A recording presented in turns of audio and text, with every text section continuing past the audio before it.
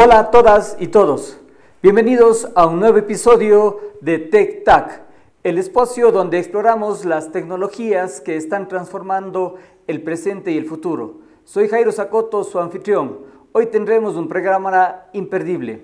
Antes de empezar, los invito a que nos sigan en nuestras redes sociales.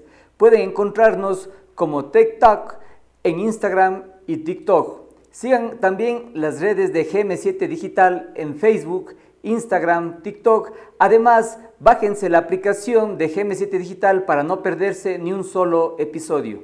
Descubre una nueva forma de conectarte con el mundo a través de nuestra aplicación, página web y redes sociales. Disfruta de una amplia variedad de géneros, desde series y películas hasta programas culturales e informativos. Participa en concursos y disfruta de funciones interactivas que te harán sentir parte de la comunidad. Mantente al día con las últimas noticias, entretenimiento y tendencias en la palma de tu mano. Descarga nuestra aplicación. Visita nuestra página web y síguenos en nuestras redes sociales para no perderte ni un solo momento. Conéctate y vive la experiencia al máximo. No te conformes con menos. Elige GM7 Digital. Hoy hablaremos sobre un apasionante tema: vocaciones de STEAM, impulsando la inteligencia artificial y transformando el aprendizaje del futuro. Hoy nos acompaña un invitado muy especial, el Dr. Roger Clotet. El Dr. Clotet es investigador en inteligencia artificial aplicada a la educación, experto en tecnologías emergentes y promotor de proyectos STEAM. Cuenta con más de 15 años de experiencia trabajando en proyectos educativos que combinan ciencia, tecnología, ingeniería, artes y matemáticas. Ha liderado iniciativas de implementación de inteligencia artificial en escuelas y universidades y es conferencista internacional sobre transformación digital en el aprendizaje. Bienvenido, Roger, a nuestro podcast. Muchas gracias, Jairo. Muchas gracias, Jairo. Roger, empecemos por hablar de los avances tecnológicos que están revolucionando la educación. Bueno, ahí quizás, empezando un poquito de historia, todos podríamos coincidir que algunos avances que fueron hace un poco de tiempo, por ejemplo, el Encarta o en la Wikipedia, que revolucionaron en su momento la parte de educación, sobre todo cómo hacían los estudiantes sus trabajos. Y bueno, tenían algunos inconvenientes de que a veces se abusaba de ellos, pero en general la gente coincidía que eran buenos porque tenían eso, eh, democratizaban el acceso a la información. Actualmente, como ya empezamos a hablar de IA y en los últimos meses, porque eso ha ido evolucionando de manera muy rápida, eh, hay un poquito más de cosas buenas y cosas malas, hay las dos posturas, ¿no? Porque con la interrupción de las guías generativas, sobre todo, ChatGPT en particular, que es uno de los más conocidos, está llevando a que todo avance muy rápido y que tenga un fuerte impacto en toda la parte de educación, porque ya no es tener la información, copiar y pegar, o bueno, o leerla y resumirla, sino es que esas nuevas herramientas te permiten hacer casi el trabajo con un par de comandos, entre comillas. Tienen todavía algunas limitaciones, pero el salto ha sido abismal entre lo que teníamos hasta ahora y esto. Entonces, aunque estas herramientas permiten muchas cosas positivas, permiten personalizar la educación, centrarnos más en la esfera de dificultades, pues hacer algún ejercicio más a medida. O, por ejemplo, en mi universidad que tenemos algún caso de estudiantes con alguna disfuncionalidad, pues por ejemplo hacer una traducción automática, bueno, esto no es una traducción, una subtitulación automática de las clases, pues ese tipo de cosas que antes eran muy complicadas y costosas, pues se pueden hacer hoy en tiempo real y ayuda mucho a que los estudiantes puedan acceder a una educación de más calidad y más adaptada a sus necesidades. Aunque tiene esa otra parte negativa de que mucha, hay una parte de los estudiantes que abusan de ella para, en este caso, no hacer las actividades, o sea, que la inteligencia artificial haga por ellos el trabajo y lamentablemente, si no se hace de manera correcta, dándole retroalimentación y aprovechando esas capacidades, si solo se hace la orden y se copia y se pega lo que te da la inteligencia artificial, pues el estudiante no aprende y sobre todo pierde esa parte de espíritu crítico que es necesario que tenga cuando está estudiando. Vale, Roger, muy interesante lo que nos indicas, pues las tecnologías, si bien tienen sus partes positivas como negativas también, sí, los avances tecnológicos en la educación de hecho han sido inmejorables en los últimos años, como la inteligencia artificial que bien mencionaste, pero hay unos temas como por ejemplo la gamificación o los entornos virtuales de aprendizaje y la realidad virtual y red aumentada que se utilizan también en el aprendizaje. Quizás estas herramientas, ¿cómo las ves tú en el uso diario o en el uso para mejorar el proceso de enseñanza-aprendizaje en las universidades, colegios, escuelas, en los diferentes niveles? Bueno, son fundamentales para el día a día y sobre todo porque en general uno como estudiante, eh, sea desde educación básica hasta universitaria, realmente la gente aprende mejor haciendo. Entonces, todo ese tipo de herramientas pues facilitan mucho el aprendizaje, porque ya no es, por ejemplo, el vídeo que están pasando, eso, no es que el niño tenga que estarse de memoria una cosa, sino que puede tocarlo, que lo puede ver. Con realidad aumentada puede tener eso en 3D, puede jugar con unas cartas, por ejemplo, con palabras en inglés que le permitan interactuar en el entorno de su salón y reforzando pues, ¿no? O sea, la presencia de inglés. O manipular eh, figuras para la parte de geometría, bueno, y también toda la parte de, bueno, saltando a la universidad, la parte médica, por ejemplo, haciendo simulaciones de operaciones sin necesidad de trabajar con cadáveres o con pacientes reales, ¿no? Puede hacer una simulación que el médico pueda practicar en un entorno seguro las veces que haga falta y después ya, cuando ya tenga la práctica, poder pasar al caso real.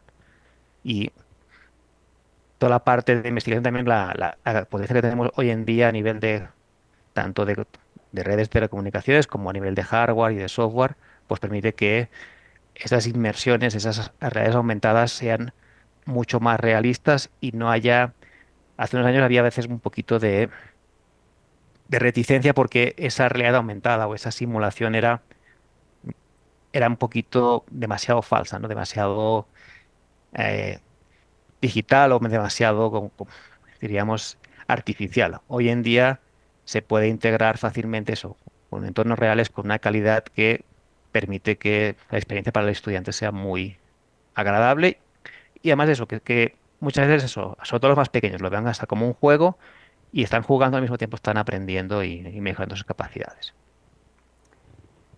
Así es, Roger. Hay un tema que es importante aquí analizar, ¿no?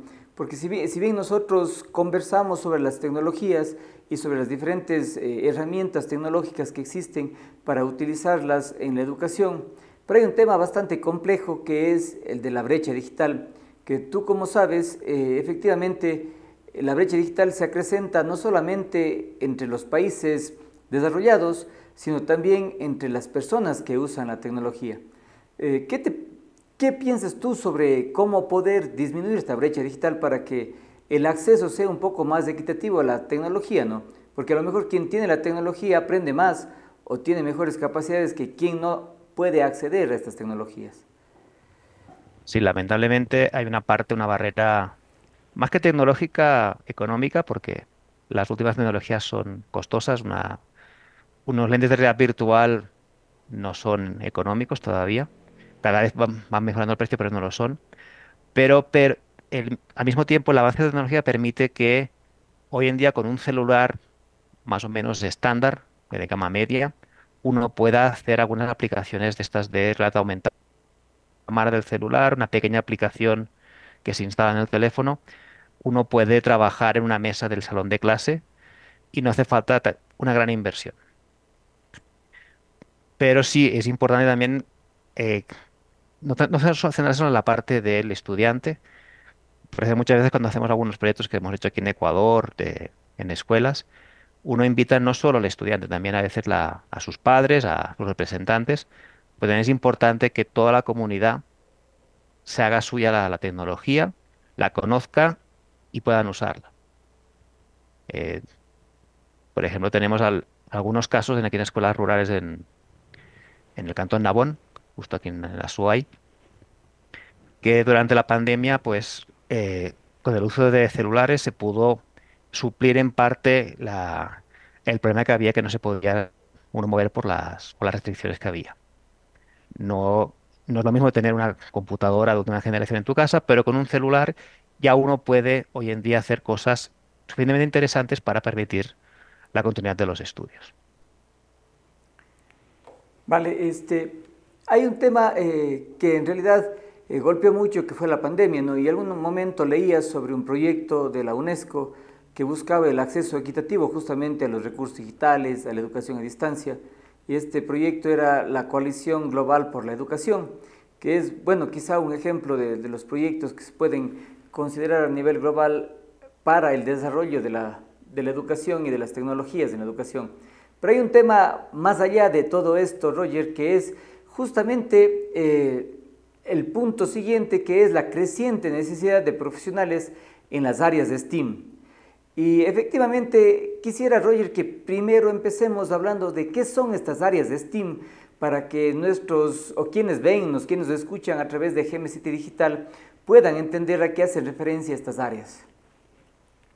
Es todo el conjunto de profesiones de ciencia, tecnología, ingeniería, arte y matemáticas, y son las profesiones que son transversales para el desarrollo de todo ese tipo de tecnologías. Eh, Sin esos especialistas en todas ellas, es imposible seguir avanzando en nuevas tecnologías. Entonces, es fundamental que todos los países tengan profesionales formados en esas áreas, porque eso permite que sigan creciendo y sigan siendo competitivos a nivel mundial. Los grandes países tienen carencia de estos profesionales y, por ejemplo, bueno, Estados Unidos tienen hasta algún tipo de visa especial para eso, para gente que está formada en esas áreas, para que pueda ir a trabajar en Estados Unidos, porque eso, les faltan personas capacitadas. Entonces, es importante que también a nivel mundial la gente sea consciente de ello y también se fomenten esas vocaciones. Porque muchas veces, sobre todo los estudiantes, hemos tenido algunas experiencias en institutos, que hemos hecho algunas jornadas. Muchas veces el estudiante le da miedo, porque considera que ese tipo de carreras, de profesiones son complicadas, o muchas veces, o si no ve que son complicadas, no ve que eso que está usando el día a día, ese teléfono, ese software, es, tiene por debajo, pues, un ingeniero informático, una base de datos, tiene una parte también artística de diseño de interfaces, pues toda esa parte no la ve. Entonces también eso, enseñarles el que eso es necesario y motivarles a que estudien en ese tipo de carreras. Efectivamente, pues el área STEAM, que hace referencia a la ciencia, tecnología, ingeniería, artes y matemáticas, como tú manifiestas, tiene como objetivo, como tú manifestaste nuevamente, fomentar el pensamiento crítico, la creatividad y la resolución de problemas a través de la enseñanza interdisciplinaria y práctica. Ahora, como tú manifiestas, existen en todos los países del mundo, especialmente como indicaste en los países de primer mundo, una falta de profesionales en estos ámbitos, y de hecho se abren las puertas a nivel mundial y especialmente en los países de primer mundo para que estos profesionales puedan acceder a estas plazas de trabajo, o incluso ahora en la actualidad de manera remota, pues muchos estudiantes trabajan de manera remota. Pero hay un problema, que también en nuestro país existe una falencia, una falta de estudiantes que se dediquen a estas áreas de la ingeniería, que ahora tienen altos requerimientos, como por ejemplo el mismo desarrollo de software, tiene un alto requerimiento a nivel global, y que el trabajo remoto se ha vuelto algo normal y con buenas remuneraciones. Pero, ¿qué se puede hacer para impulsar este tipo de, o hacer que los estudiantes vayan por esos tipos de trabajo, de estudio en las diferentes áreas de la ingeniería? Ahí lo que ha funcionado muy bien y además lo hemos comprobado con datos, ha sido buena experiencia, por ejemplo, con estudiantes de la Politécnica, de ir a un instituto, a estudiantes de bachiller, y plantearles una charla divulgativa y también una parte de taller práctico, llevando algún tipo de kit en el cual puedan manipular componentes electrónicos, pueden hacer una pequeña programación muy básica y no solo darles esa pequeña charla, sino que después tengan un rato para jugar, tocar, ver esos elementos, ponerlos y hacer un pequeño circuito que haga, no sé, una alarma, un pequeño software que escriba una palabra por una pantalla LED. Esos pequeños, que vean eso, que cómo se transforma eso que, ok, sí, me han presentado electrónica, informática. Bueno, pero eso que, bueno, si te pones y lo tocas y lo ves, puedes hacer un pequeño circuito, un pequeño programa y haces esa pequeña herramienta. Y eso haciendo encuestas antes de la charla y la sesión y después de la charla y la sesión, vemos que no todos, porque siempre hay gente que prefiere ser, no sé, TikToker o prefieres ser bombero o policía, pero sí que hay un porcentaje de los estudiantes que después de haber tocado, de haber experimentado en ese taller durante esa hora, 2 horas, es la tecnología de manera muy didáctica, muy práctica, ven que eso es interesante y ya consideran quizá estudio ingeniería en electrónica, en computación, quizá hago matemáticas, les sale ese gusanito y hay alguna vocación adicional que no había al principio de la sesión. Entonces, ese tipo de iniciativas, pues, ayudan eso a fomentar. Ahora quizá, si bien las instituciones privadas quizás hacen este trabajo para poder incentivar a que los estudiantes puedan acceder a las carreras técnicas o tecnológicas, pero ¿piensas tú que desde el Estado también se podría hacer algún trabajo? Ya que de hecho en las áreas tecnológicas el desarrollo de la industria está basado justamente en estas áreas y se requieren profesionales para el desarrollo de la industria, para el desarrollo no solamente del sector privado, sino del sector público. Sin embargo, de ello, la mayor parte de estudiantes decantan por carreras, digamos así, administrativas y que incluso se encuentran sobreexplotadas en el mercado. ¿Crees tú que el Estado debería hacer alguna actividad o acción también para fomentar este estudio de las áreas de STEAM? Es fundamental también que el Estado invierta, ya sea haciendo jornadas, haciendo convocatorias a las diferentes universidades para que presenten sus carreras, porque también a nivel de país es una inversión a futuro. O sea, si tenemos aquí en Ecuador más profesionales en estas áreas, garantizamos que a futuro tendremos una industria más competitiva y tendremos un país más desarrollado. Entonces, es importante y es eso, es una inversión a futuro que es fundamental. Apoyar todo tipo de iniciativas que sean para promover ese tipo de carreras. Excelente, pues Roger, en realidad estos proyectos de generación de nuevos profesionales en las áreas de STEAM son interesantes poderlos seguir impulsando desde el sector público, del sector privado, ya que cada vez existen menos estudiantes en las áreas de la ingeniería y más estudiantes en las áreas de otras áreas, como por ejemplo la administración, incluso las ciencias de la salud, que están hasta cierto punto explotadas en nuestro país y que los requerimientos van hacia el área tecnológica. Incluso resulta irónico que las empresas más grandes o las que más dinero producen a nivel global son tecnológicas y quienes utilizan las redes sociales, como el mismo Facebook por el cual se transmite este programa, el Instagram, TikTok, son desarrollos de software y quienes lo utilizan no se preguntan, quizá yo puedo trabajar desarrollando para ellos, porque hay muchos ecuatorianos, exalumnos nuestros que trabajan desarrollando para esas empresas. No sé qué piensas tú. Sí, no, es fundamental. Bueno, y aparte, ese tipo de tecnologías son transversales, o sea, se pueden aplicar no, sin la parte tecnológica, eso, en la parte de software, pero también en todas las industrias, desde mejorar procesos administrativos a mejorar los cultivos, en una fábrica optimizarla. O sea, ese tipo de herramientas, de tecnologías, aplica para todo. Optimizar, por ejemplo, la red eléctrica, pues eso por detrás también tiene sistemas que hay que programar, que hay que diseñar, hay sensores.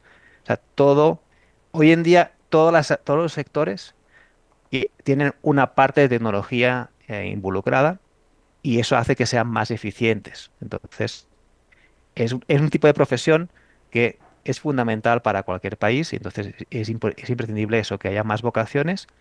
Y bueno, y también, visto desde otro punto de vista, también son tipo de profesiones que, como hay mucha demanda, como comentabas tú, deben tener mejores pagos.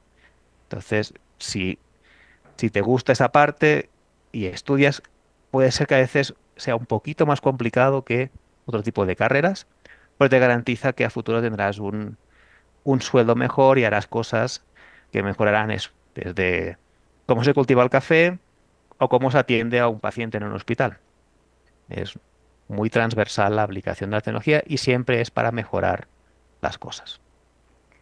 Bueno, y de hecho, el uso de herramientas como la inteligencia artificial, decía uno de los ponentes en alguno de los congresos en los que estuve, que de hecho la inteligencia artificial no va a reemplazar a las personas, sino las personas que utilizan inteligencia artificial van a reemplazar a aquellas que no. Entonces, de hecho, esto implica que ahora todos los profesionales deberían por lo menos buscar cómo acercarse y utilizar la tecnología, ¿no? Sí, y además hoy en día tenemos la suerte que la mayoría de herramientas tienen una versión gratuita con sus pequeñas limitaciones, pero para aproximarse, cualquiera de las más comunes tienen eso. Te haces una cuenta y puedes empezar a experimentar con ellas. Y bueno, la otra parte que tienen buena, que eso no lo comenté al principio, es que hasta hace poco uno cuando diseñaba algo de tecnología, de software, tenías un problema y tenías que diseñar una solución para ese problema. Hoy en día, con la inteligencia artificial, podemos diseñar una herramienta que sea capaz de resolver no un problema, sino poder resolver 10.000 problemas similares. Entrenando correctamente la inteligencia artificial en una determinada área, es capaz de, con un solo desarrollo, solucionar cientos o miles de problemas al mismo tiempo. Entonces, eso también hace que sea mucho más aplicable, mucho más, y hace que todos los profesionales que usan la IA como una herramienta adicional, como antes uno usaba una calculadora científica para cálculo, pues tengan mucha más productividad, porque eso, tienes una herramienta que te potencia tus capacidades y te da una manera de optimizar todos los procesos de manera muy, muy rápida. Ahora, Roger, hablemos de los proyectos de STEAM para poder inspirar a los jóvenes. Hablemos de proyectos de STEAM que, de hecho, permitan a los jóvenes poder ir o decantar por estas carreras. ¿Tú conoces quizá algunos de los proyectos de STEAM, no sé, a nivel global, a nivel de Ecuador, a nivel de la ciudad, que puedan destacarse y de los cuales podamos ir hablando ahora? Sí, bueno, justo hace una semana, aquí mismo en Cuenca, hubo un hackathon para promover la aulas STEAM en las escuelas rurales. Y el objetivo del hackathon era dotar esas escuelas de herramientas para promover ese tipo de carreras. Y bueno, hubo una convocatoria importante con muchos buenos proyectos y simplemente eso, cómo dar a esas escuelas rurales pequeñas herramientas, por ejemplo, un kit de, de figuras geométricas para ayudar a que entiendan trigonometría o otro kit que era para ayudarles sin llegar a tener que poner eso, elementos tecnológicos, simplemente hecho con madera y, o sea, con un coste razonable, a enseñarles a los estudiantes a usar una regla de tres, que, que es una cosa muy simple, pero que es un elemento que a veces les cuesta a los estudiantes mucho de interiorizar. Bueno, pues usando un material diseñado con diferentes piezas, permitir eso, que ellos pudiesen tocar y ver cómo una regla de tres funcionaba en, a manera de eso, táctil y ponerla en práctica, ¿no? Entonces, ese tipo de iniciativas, de hackatones, de herramientas ayudan. Y después, también a nivel eso de, tanto con universidades de aquí, la UPS, la ESPE o con IEEE, toda la parte de que se colabora con proyectos de rehabilitación de redes de datos para dar a esas comunidades que tienen menor acceso a la tecnología, pues la posibilidad de tener un internet suficientemente eh, estable para poder usarlas y en su día a día en las clases, pues el estudiante pueda conectarse a internet, hacer búsquedas, empezar a trabajar, a manejar ese tipo de herramientas. Interesante pues el hecho de poder disminuir esa brecha digital a través de la conectividad de estas zonas rurales y Ujú. también el poder hacer estos proyectos de hackatones que permitan buscar la mejora del aprendizaje o la interacción con las tecnologías en las zonas rurales del país, que de hecho son las más afectadas incluso desde antes de la pandemia, no se diga después de la pandemia, y que puedan luego utilizar algunos de los modelos que existen de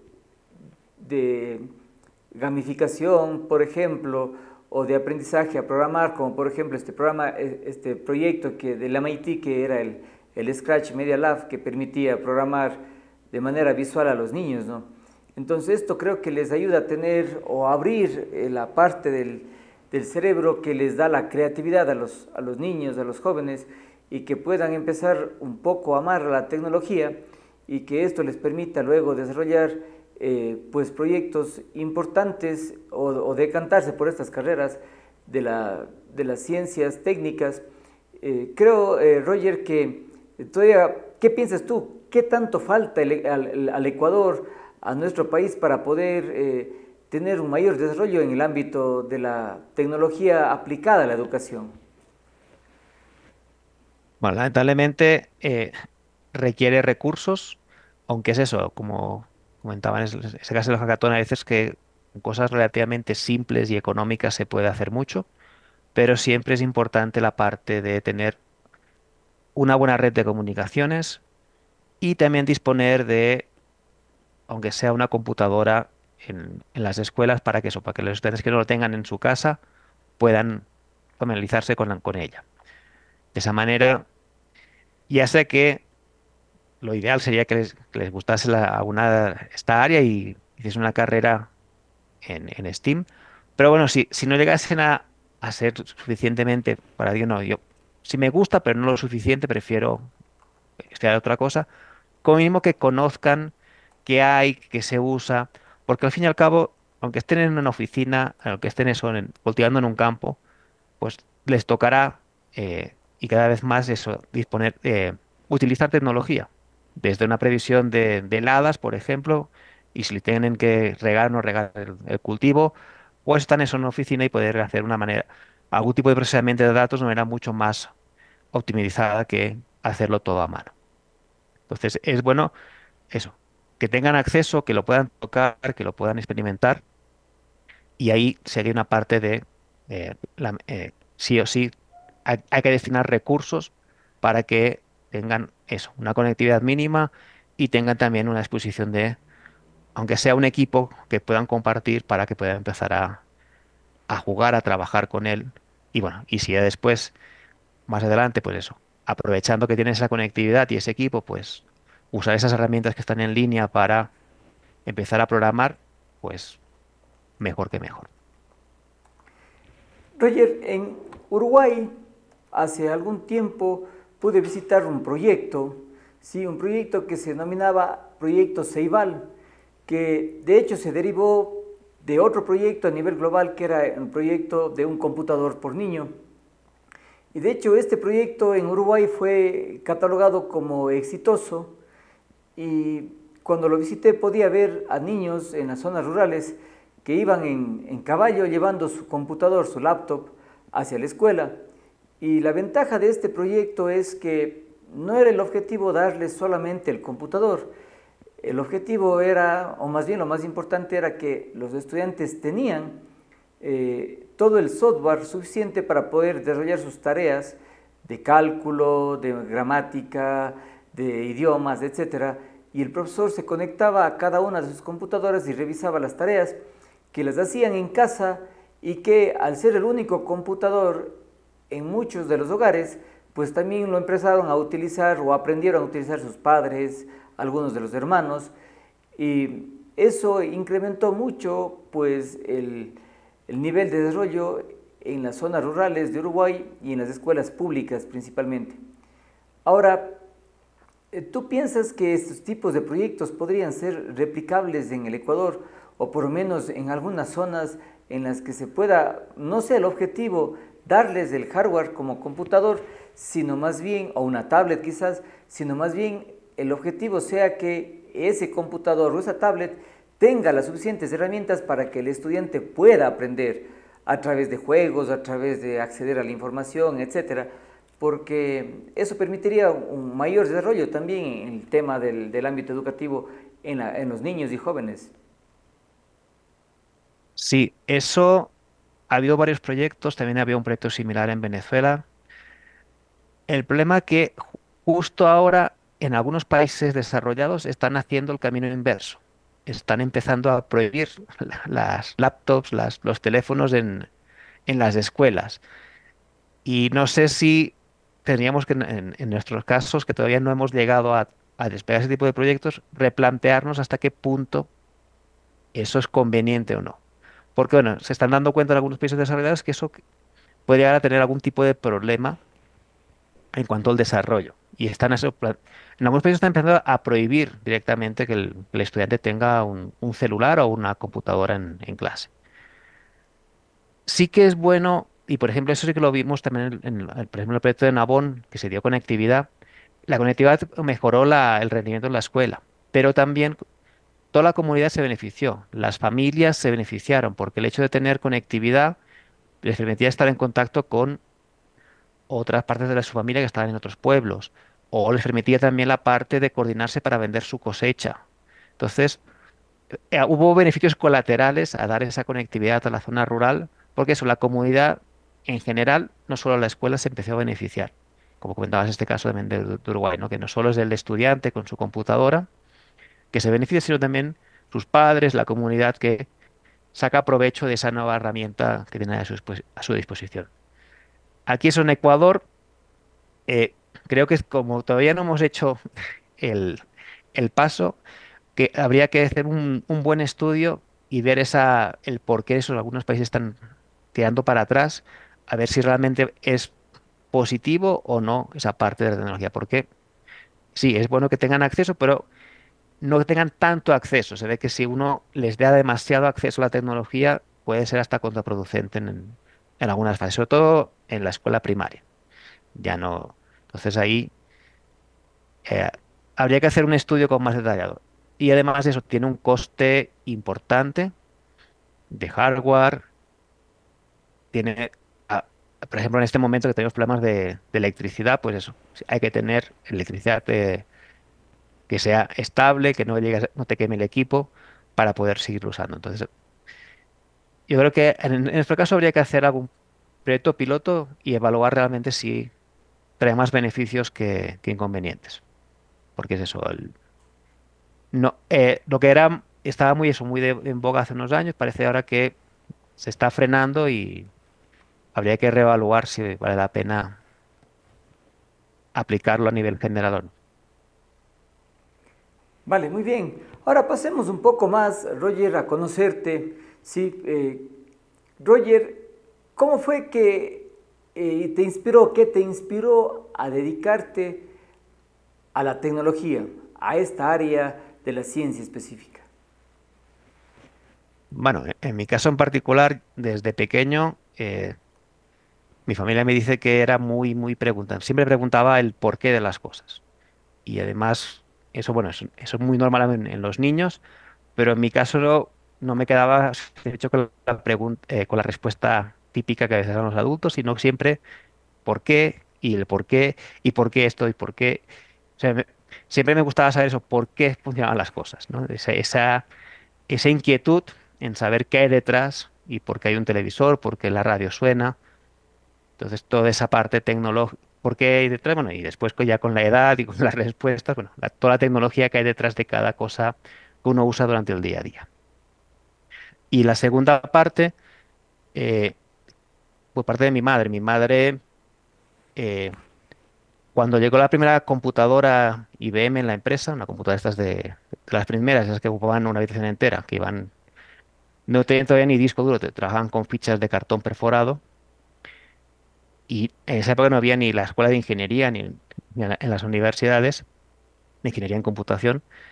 Hicieron una prueba a todos el personal de la empresa y los que sacaron mejor nota les evaluaron en la parte de lógica y así, los formaron la gente de IBM para ser los programadores de esos equipos. Y en base a esa curiosidad que tenía de pequeño, más después mi madre cuando explicaba cómo trabajaba, cómo hacía el programa para hacer la nómina de la empresa, cómo calculaban con alguna cosa para los proveedores, ese gusano, y también alguna vez me traía alguna tarjeta perforada a la casa con un pequeño programa y me explicaba cómo funcionaba. Eso también fue lo que acabó de motivarme a estudiar ingeniería y concretamente ingeniería en computación. Roger, de todos los proyectos en los que tú has trabajado, en los que has desarrollado durante tu vida profesional como investigador, ¿cuál es el que más, o cuáles destacarías más, cuál es el que más te ha llenado y te ha gustado participar? Wow. Mm, Ahí cada proyecto tiene su parte particular. Por ejemplo, ha habido algunos proyectos muy interesantes en la parte más técnica. Por ejemplo, algún proyecto que realizamos para predicción de heladas aquí en Ecuador, en Tungurahua y en Cotopaxi.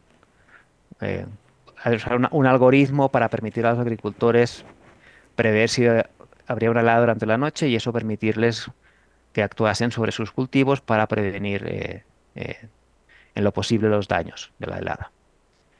Eso a nivel tecnológico, porque bueno, tenía los datos de las estaciones meteorológicas, se probaron varios algoritmos, fue interesante en esa parte más técnica y bueno, y que además tenía una aplicación práctica. Y después hay otros proyectos que simplemente te dan la satisfacción por el tema, por ejemplo, este que comentaba varias veces, el de Navon, ¿no? El hecho de que darle conectividad a una escuela rural, ver que el estudiante, la tasa de abandono de los estudios bajó, que la comunidad también se benefició, las familias, y bueno, y también coincido que ese proyecto fue justo antes de la pandemia. Si no hubiesen tenido esa red de datos funcionando, pues muchos estudiantes, lamentablemente, durante el tiempo de la pandemia no habrían podido seguir estudiando. Entonces, gracias a ese proyecto pudieron seguir estudiando y eh, espero que algunos de ellos pues sigan estudiando hasta el bachillerato y lleguen hasta la universidad.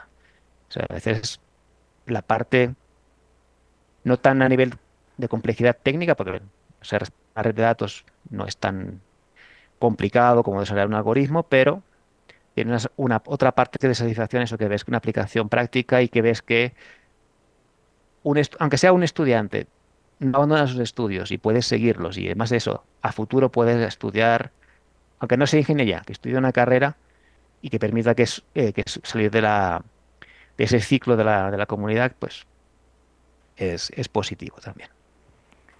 Excelente, Roger. Antes de culminar este interesante episodio de Tech Talk, quisiera, Roger, que nos ayudes con un mensaje para todos los jóvenes que nos escuchan ahora. Más simplemente que no descarten estudiar ese tipo de carreras, que sí, a veces los estudios son un poquito más duros que otras carreras, pero la satisfacción personal, eso de construir, de resolver problemas, es, no tiene, o sea, cuando uno eso, tiene el problema y lo puede resolver, es una satisfacción interna que es, es muy gratificante. Y además eso, que consideren que eso es transversal, como mínimo, si no se animan a ser estadísticos, matemáticos, informáticos, electrónicos, como mínimo que conozcan las herramientas y la tecnología, que no no solo la parte lúdica, sino también conozcan un poquito más, se informen, porque va a tocarles usarla en el futuro. Y eso podrá ser lo que diferencie si le contratan a él o a un compañero. Si él, aparte de ser médico o secretario, lo que sea, conoce alguna herramienta que le permite hacer su trabajo de manera más eficiente, tiene más números para que le contraten y conseguir un buen trabajo. Gracias, Roger, pero ha sido un honor contar contigo en este episodio de Tech Talk. No se olviden a todos quienes nos siguen suscribirse a nuestras redes sociales en Instagram y en TikTok, y además bajarse la aplicación de GM7 Digital, nuestra casa que nos acoge todas las semanas. Hasta la próxima, no se olviden de sintonizarnos en Tech Talk.